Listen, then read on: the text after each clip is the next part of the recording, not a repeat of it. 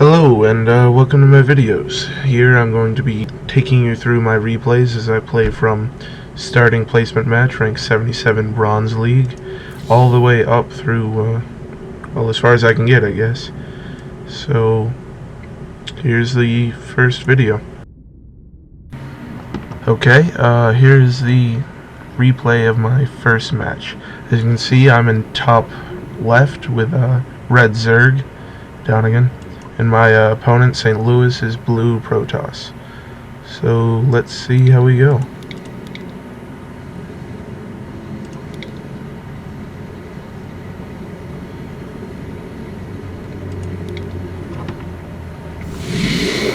Just gonna speed through the first few minutes, get stuff going. I'm sending out a Overlord drone at 12 to figure out where he is. Oh, looks like he started turtling pretty damn early.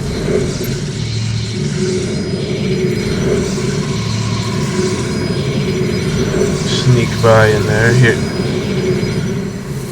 Let's see, I managed to get a drone into his base. Saw that he was turtling.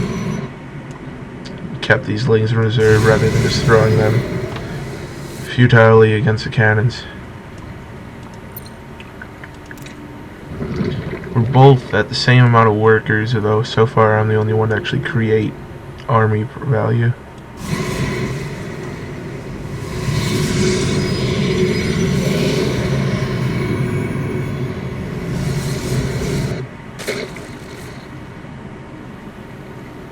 Got out my first queen and started the extractor in order to progress to roaches or banelings. I think at the beginning I was thinking banelings to try and get through the cannons. So, see how it plays out.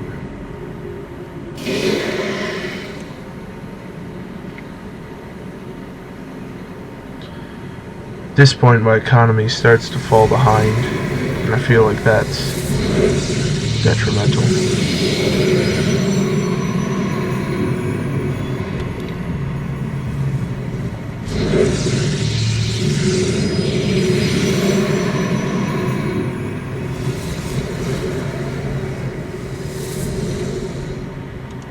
It's at this point when he starts to bring in mass void rays. I've got a pretty good sight of the map. He can't really sneak attack me at this point. As you can see, this is my view right now.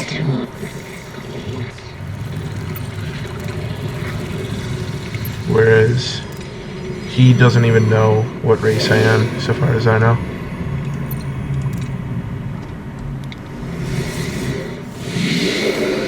And there we go, first void is out.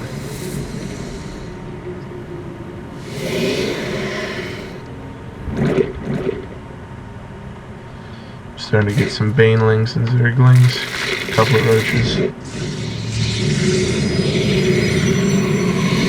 St. Louis is just pumping out voids.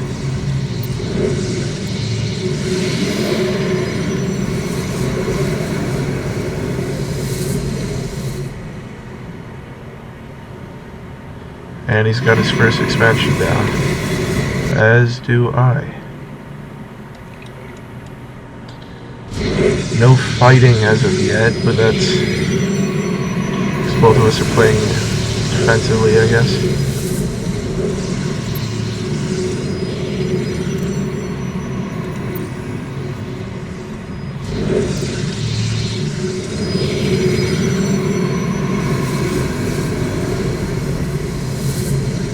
Now got a fairly formidable void army, and at this point I feel like it would have been a much quicker game if he had taken the time to go out and harass my resources.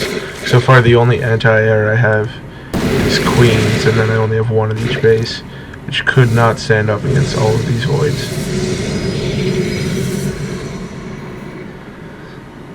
His base is still effectively walled off except for a couple of mutas harass, which might try next game.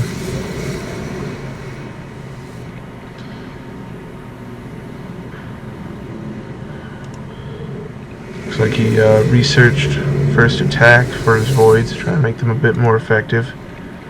Nothing on the ground or shields yet. I got all the standard speed and underground burrow.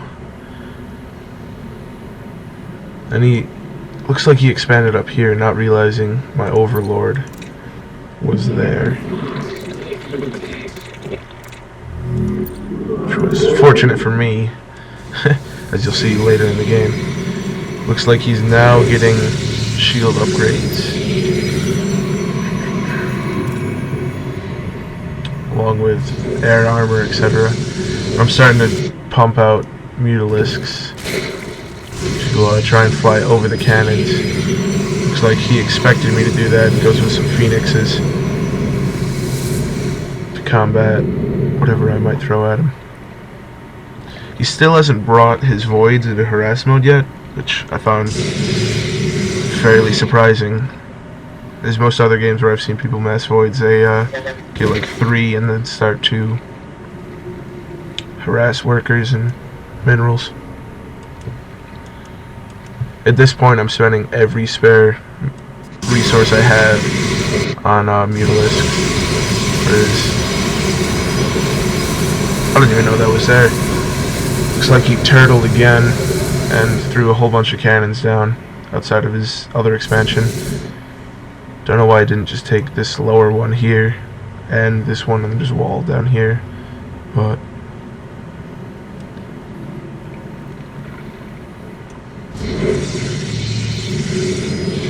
looks like he slowed down on producing voids and is now just upgrading them a lot, along with some ground.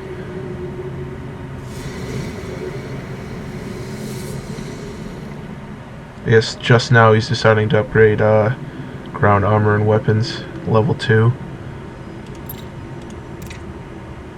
even though he has really no standard ground units aside from probes.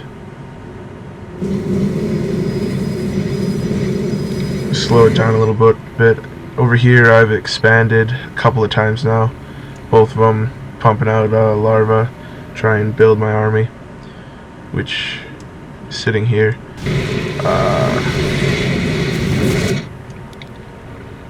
Sorry, first time casting, but I already saw this. Okay. And then here I start massing up my mutas and assign them to a control group so that I can go and do some harassing.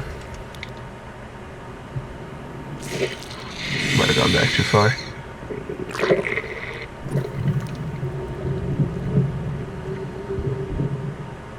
Put all 4 hatcheries in control group. And then here we go.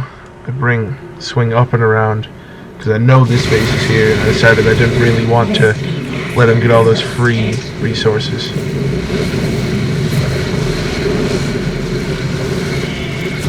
And over here he finally starts to bring in his void rays, but looks to be still afraid of losing them, so just sort of hangs out above the cannons. I was flying past all these probes just sitting there, and I got caught in this and thought I could take them out. Not so much.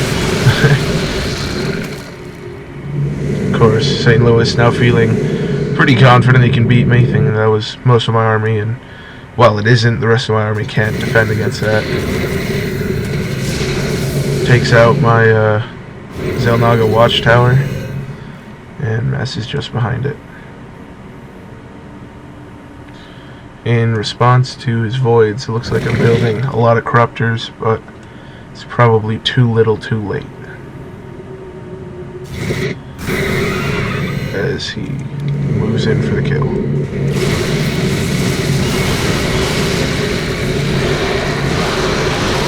I just get slaughtered. At this point I still have all of my banelings and speedlings and roaches and everything, so I take them across the map to try and kill all of his stuff before he gets mine. Fortunately, I lose almost all of my banelings right here. So breaking in, I lose the rest of my zerglings.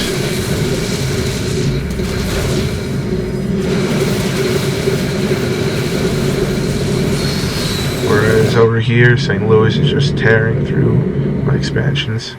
No defense at all. You can see here I'm trying to build some corruptors to try and fight them off, but they just aren't building fast enough and not enough of them. The roaches are trying to quickly destroy the base before he gets through all of mine, but it doesn't look like it's going to happen.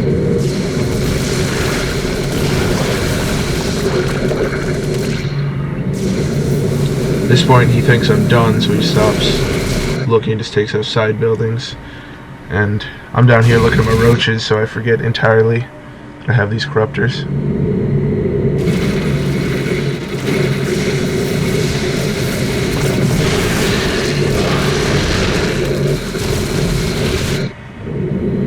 And here comes a kill. I managed to take out all of his anti-air